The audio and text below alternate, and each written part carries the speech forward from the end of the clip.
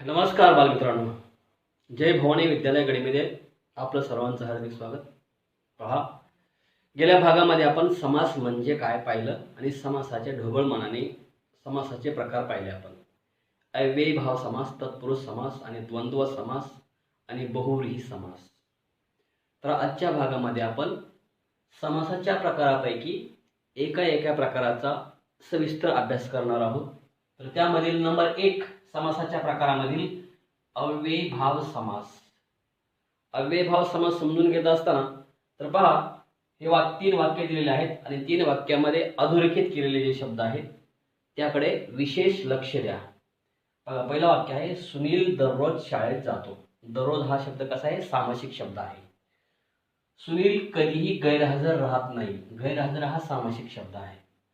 सुनील यथाशक्ती दुसऱ्यांना मदत करतो. हा पण यथाशक्ती हा शब्द सामासिक शब्द आहे. तर या सामासिक शब्दामध्ये दररोज, गैरहजर आणि यथाशक्ती. तर दर हा शब्द आणि रोज हा शब्द या 2 शब्दापासून हा शब्द तयार झालेला आहे. गैर आणि हजर या 2 शब्दापासून हा शब्द तयार झालेला आहे. यथा आणि शक्ती यापासून तयार झालेला हा शब्द आहे, यथाशक्ती. तर या सामासिक शब्दामध्ये पहिले पद आणि दुसरे पद यावरून या समासाचे प्रकार पडलेले आहेत. पहिले पद म्हणजे पहिला शब्द कोणताही, दर आणि रोज, गैर आणि हजर, यथा आणि शक्ती. पहिले पद म्हणजे पहिला शब्द, दुसरे पद म्हणजे दुसरा शब्द. या ठिकाणी दिलेले पहा, सामासिक शब्द दररोज, गैर हजर आणि यथाशक्ती. आता पहिले पद कोणते? दर. आणि दुसरे पद कोणते? रोज. पहिले पद कोणते? गैर हजर मध्ये. आणि दुसरे पद कोणते? हजर.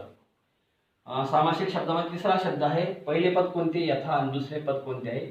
शक्ती. तर याच्यामधले पहिले पद जे आहेत, दर, गैर आणि यथा, हे शब्द महत्वाचे शब्द आहेत. आता हे दर हा शब्द रोज या शब्दाला लागल्यानंतर दररोज हा शब्द तयार झाला. गैर हा शब्द हजर या शब्दाला लागल्यामुळे काय झाला? गैरहजर शब्द तयार झाला. आणि यथा हा शब्द शक्ती लागल्यामुळे यथाशक्ती तयार झाला. तर दर, गैर आणि यथा हे शब्द या दुसऱ्या पदाला लागल्यामुळे याची किंमत कशी झाली? त्याचं रूप बदललं. याला काय म्हणतो? हे विशेषणाचं काम करते, आहे का नाही? हे शब्द काय करतोय? विशेषणाचं काम करतोय. विशिष्ट अर्थ प्राप्त होतोय या दर शब्दाला. मी रोज शाळेत जातो आणि मी दररोज शाळेत जातो.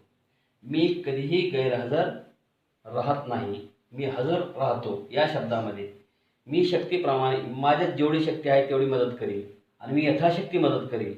यथा या शब्दामुळे शक्ती या शब्दाला महत्त्व प्राप्त झालं. गैर या शब्दामुळे हजर या शब्दाला महत्त्व प्राप्त झालं. आणि दर या शब्दाला रोज या शब्दामुळे महत्त्व झाले. म्हणजे या दोन्ही शब्दामध्ये पहिले पद आहे ते अत्यंत महत्त्वाचे आहेत. एक विशिष्ट अर्थ प्राप्त करून देतो शब्दाला. म्हणून पहिले पद महत्त्वाचे असलेल्या सामासिक शब्दाला व्याकरणामध्ये काय म्हणतो आपण? अव्ययीभाव समास असे म्हणतो. तर अव्ययीभाव समास आपल्याला समजला बघा. वरील सामासिक शब्दात पहिले पद महत्त्वाचे आहे, कारण पहिल्या पदामुळे सामासिक शब्दाला विशिष्ट अर्थ प्राप्त झालेला आहे. तर त्यानंतर आपण नंतर पाहणार आहोत त्याची व्याख्या आणि काही सामासिक शब्द. तोपर्यंत हे लिहून घ्या.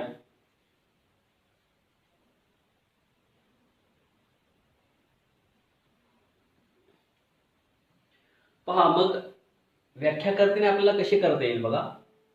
अव्ययीभाव समासाची व्याख्या करताना आपल्याला अशी करता येईल, ज्या सामासिक शब्दातील पहिले पद महत्त्वाचे असते व जो सामासिक शब्द क्रिया विशेषण अव्ययाचे कार्य करतो त्यास समासास अव्ययीभाव समास म्हणतात. म्हणजे अव्ययीभाव समासिक जो शब्द असतो तो क्रिया विशेषणाचं काम करतो आणि त्यातलं पहिलं पद महत्त्वाचं असतं. ह्या 2 गोष्टी अव्ययीभाव समासामध्ये लक्षात घेण्यासारख्या आहेत. त्यातले काही उदाहरणं पहा. सामासिक शब्द, त्याचा विग्रह आणि समास. बघा, आकंठ म्हणजे कंठापर्यंत कोणता समास आहे? अव्ययीभाव समास आहे. आजन्म विग्रह कसा आहे? जन्मापासून, अव्ययीभाव समास आहे. आमरण म्हणजे मरणापर्यंत, अव्ययीभाव समास आहे. आकर्ण कानापर्यंत, अव्ययीभाव समास आहे. आलोचन म्हणजे लोचनापर्यंत म्हणजे डोळ्यापर्यंत, अव्ययीभाव समास आहे. तर याच्यामध्ये आकंठ, आ शब्द, आ आणि आ हे जे आहेत कंठ हे पद आणि कंठ आणि जन्म आणि मरण आणि कर्ण आणि लोचन, त्यातला आहा हे जे पद आहे ते कसं आहे, महत्वाचं आहे. महत्वाचं असल्यामुळे आ या शब्दामुळे कंठ या शब्दाला विशेष महत्व प्राप्त झालं. आमुळे जन्म या शब्दाला महत्व प्राप्त झालं. आमुळे मरण या शब्दाला महत्व प्राप्त झालं. आमुळे कर्ण या शब्दाला महत्व प्राप्त झालं. आमुळे लोचन या शब्दाला महत्व प्राप्त झालं. म्हणजे हे जे शब्द आहेत हे शब्द क्रिया विशेषण अव्ययाचं काम करतात आणि यातलं पहिलं पद महत्वाचं आहे. म्हणून अव्ययभाव समासाचं हे काय उदाहरण आहे आणि हा त्याचा विग्रह आहे. विग्रह म्हणजे फोड करून दाखवणे. मागं सांगितलं होतं तुम्हाला मी, विग्रह शब्दाचा अर्थ काय, या सामासिक शब्दाची फोड करून दाखवणे, याला काय म्हणतो आपण, विग्रह. हा सामासिक शब्द हा त्याचा विग्रह आणि समास कोणता आहे, तो अव्ययभाव समास आहे. तर असे आणखी उदाहरण आपण पाहणार आहोत. एवढं लिहून घ्या, आणखी पुन्हा लिहून द्यायचं आहे.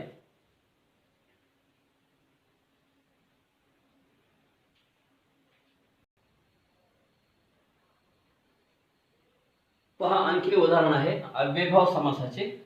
आता यामध्ये दर, हर आणि प्रति हे शब्द महत्वाचे आहेत.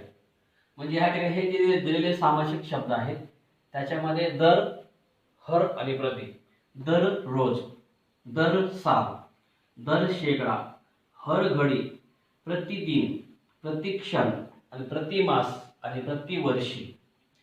तर दररोज म्हणजे प्रत्येक दिवशी, दर साल विग्रहामध्ये प्रत्येक सालात, प्रत्येक वर्षी, दर शेकडा म्हणजे प्रत्येक शेकड्याला, हर घडी विग्रहामध्ये प्रत्येक घडीला, प्रतिदिन विग्रहामध्ये येते प्रत्येक दिवशी, प्रतिक्षण विग्रहामध्ये प्रत्येक क्षणाला, प्रतिमास विग्रहामध्ये प्रत्येक महिन्याला, प्रतिवर्षी म्हणजे प्रत्येक वर्षाला. कोणता समास येतो, हा अव्ययभाव समास येतो. कशावरून, कारण हे जे शब्द आहेत ते महत्वाचे आहेत.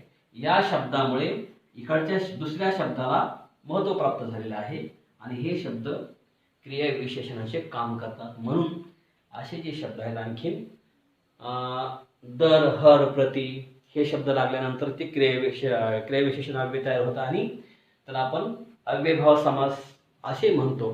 त्यानंतर बिन हा शब्द आहे. बिनधोक, बिनधास्त, बिनचूक, बिनदिक्त, बिनबोभाट असे जे शब्द आहेत ते सुद्धा अव्ययभाव समासामध्ये मोडतात. त्यानंतर यथा, यथा म्हणजे प्रमाणे, यथा म्हणजे यथाशक्ती, यथाविधी, यथाक्रम, यथान्याय, यथावकाश, यथामती आणि यथाकाल असे जे शब्द आहेत ते सुद्धा आपण त्या समासामध्ये मोडतात. तर अव्ययभाव समासामध्ये ते मोडतात. त्यानंतर बे आणि गैर हा शब्द लागल्यानंतर काही शब्द तयार होतात. कोणते सामासिक शब्द तयार होतात, बेभान, त्यानंतर बेपरवा, बेशिस्त, बेशक, बेमालूम, त्यानंतर गैरहजर, गैरशिस्त, गैरमर्जी अशा पद्धतीचे काही सामासिक शब्द आहेत ते सुद्धा अव्ययभाव समासाचं उदाहरण आहे. तर बेभान याचा विग्रह कसा करता येईल, भान न बाळगता. त्यानंतर बेपरवा याचा विग्रह कसा करता येईल, तर परवा न करता. त्यानंतर बेशिस्त या शब्दाचा विग्रह कसा करता येईल, तर शिस्त न पाळता. बेशक, बेशक या शब्दाचा बेशक या समासाचा विग्रह कसा करायचा, तर शंका न बाळगता किंवा शक न बाळगता.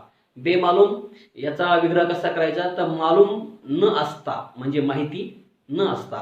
गैरहजर तर सांगितलं तुम्हाला, गैरहजर म्हणजे हजर न राहता. गैरशिस्त म्हणजे शिस्तीत न बसता आणि गैरमर्जी विग्रहामध्ये मर्जीत न बसता. त्यानंतर अनेक असे शब्द आहेत.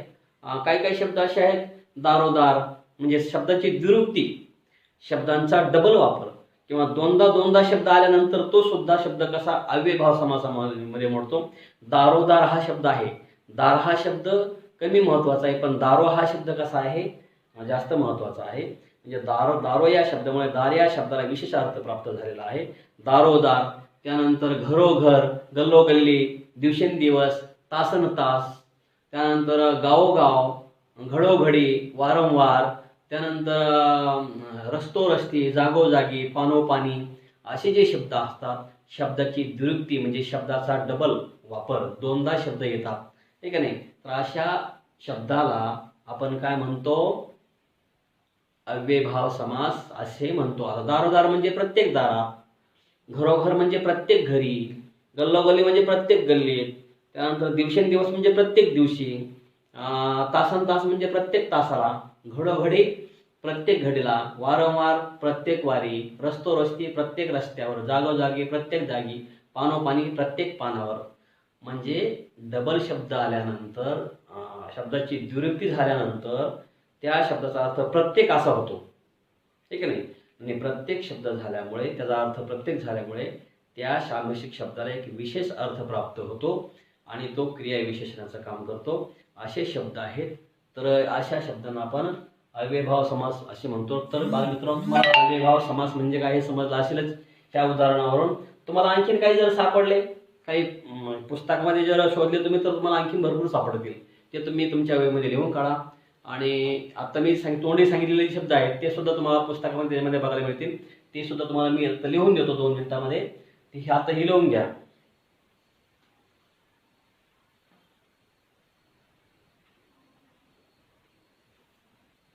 आणखी उदाहरण, बिन हा शब्द जो आहे त्याचा अर्थ आहे शिवाय. आता बिन हा शब्द धोक या शब्दाला लागल्यानंतर, धास्त या शब्दाला लागल्यानंतर, चूक शब्दाला लागल्यानंतर, दिक्त शब्दाला लागल्यानंतर आणि बोबाट या शब्दाला लागल्यानंतर, बिनधोक, बिनधास्त, बिनचूक, बिनदिक्त आणि बिनबोभाट याचा विग्रह आहे. बिनधोकचा विग्रह आहे धोक्याशिवाय, बिनधास्त विग्रह आहे धास्तीशिवाय, बिनचूक विग्रह आहे चुकीशिवाय, बिनदिक्त विग्रह आहे दिक्तीशिवाय, बिनबोभाट विग्रह आहे बोभाट्याशिवाय. कोणता समास येतोय? अव्ययभाव समास. तर बिन हा शब्द महत्वाचा आहे आणि त्यापासून बनलेले हे सामासिक शब्द लिहून घ्या.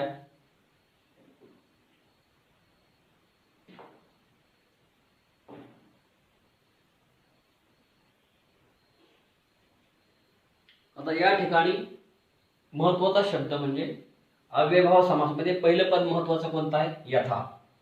त्याचा अर्थ आहे प्रमाणे. मग यथा शक्ती, यथा विधी, यथा क्रम, यथा न्याय, यथा काल, यथावकाश आणि यथामती, ठीक नाही. तर यथा या शब्दामुळे दुसऱ्या या शब्दाला महत्व प्राप्त झालेलं आहे आणि त्याच्यापासून तयार झालेला हा सामासिक शब्द आहे आणि त्याचा हा विग्रह आहे. लक्षात आलंय?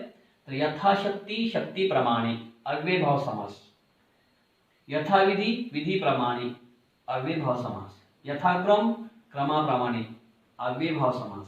यथान्याय, न्यायाप्रमाणे अव्ययभाव समास. यथाकाल, कालाप्रमाणे, काळाप्रमाणे अव्ययभाव समास. यथावकाश, अवकाशाप्रमाणे किंवा वेळेप्रमाणे अव्ययभाव समास. यथामती, मतीप्रमाणे, बुद्धीप्रमाणे अव्ययभाव समास. म्हणजे या सामासिक शब्दामध्ये यथा या शब्दाला महत्व आहे. हा पहिला शब्द आहे. या सामासिक शब्दामधील यथा हा शब्द कसा आहे? पहिला शब्द आहे. पहिले पद महत्वाचे आहे आणि दुसरे गौण आहे. पहिले प्रधान आणि दुसरे गौण आहे आणि त्याचा हा झालेला सामासिक शब्द आणि त्याचा हा विग्रह आहे आणि हा अव्ययभाव समास आहे. लिहून घ्या.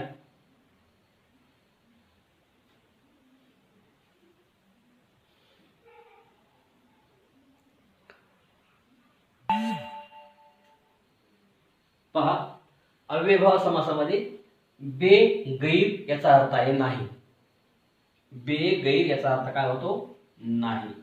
म्हणजे बे हा शब्द महत्वाचा आहे. पहिले पद बेभान, बे आणि भान, बे आणि परवा, बे आणि शिस्त, बे आणि मानून, गैर हजर, गैर शिस्त आणि गैर मर्जी ह्यातले पहिले पद जे आहेत ते महत्वाचे आहेत.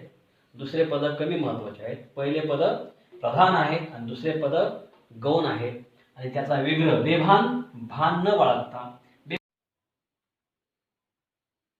पहा, याच्यामध्ये अव्ययभाव समासामध्ये पहा, अव्ययभाव समास आपण पाहत आहोत. त्यामध्ये बे गैर याचा अर्थ होतो नाही. मग बे आणि गैर याच्यापासून बनलेले सामासिक शब्द, पहिले पद बे गैर आणि दुसरे पद भान, परवा, शिस्त, मालूम, हजर, शिस्त आणि मर्जी. तर हे दोन शब्द सामासिक शब्द आहेत. बेभान, पहिले पद महत्वाचे, पहिले पद प्रधान, दुसरे गौण. बेभान विग्रह आहे याचा, म्हणजे फोडून सांगण्याचा, फोडून असा अर्थ होईल त्याचा, भान न बाळगता. बेपरवा विग्रह कसा होईल? परवा न करता. बेशिस्त विग्रह होईल शिस्त न पाळता. बेमालूम विग्रह होईल मालूम न असता किंवा माहीत न असता. गैरहजर हजर न राहता. गैरशिस्त शिस्तीत न बसता. गैरमर्जी म्हणजे मर्जीत न बसता. तर हा अव्ययभाव समासाची ही उदाहरणं आहेत. म्हणजे अव्ययभाव समासाची सामासिक शब्द आहेत आणि हा त्याचा विग्रह आहे. हा एक तुम्ही तुमच्या वहीमध्ये लिहून घ्या.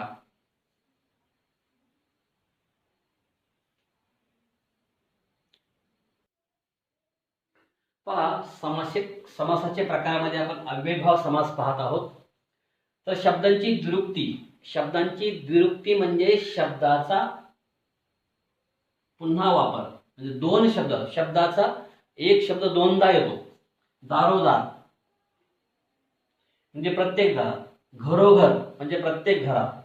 गल्लोगल्ली म्हणजे प्रत्येक गल्लीत. दिवसेंदिवस प्रत्येक दिवशी. तासनतास प्रत्येक तासाला. गावोगाव प्रत्येक गावी. घडोघडी प्रत्येक घडीला आणि वारंवार प्रत्येक वारी.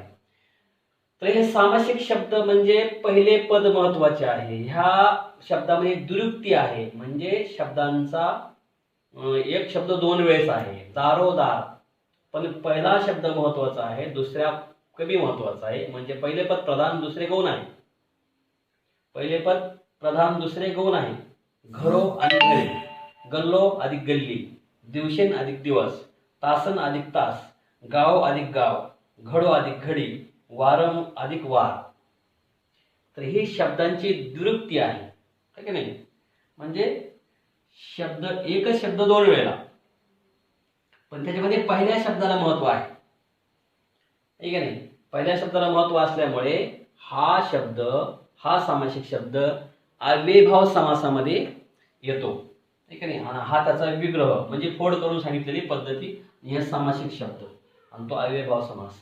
अशा पद्धतीने आपण समासाच्या प्रकारामध्ये अव्ययभाव समास काय आहे ते आपण पाहिलेलं आहे. हे उदाहरण दिलेले आहे ते तुम्ही पहिले लिहून घेतले. आता हे पण लिहून घ्या. ओके, धन्यवाद.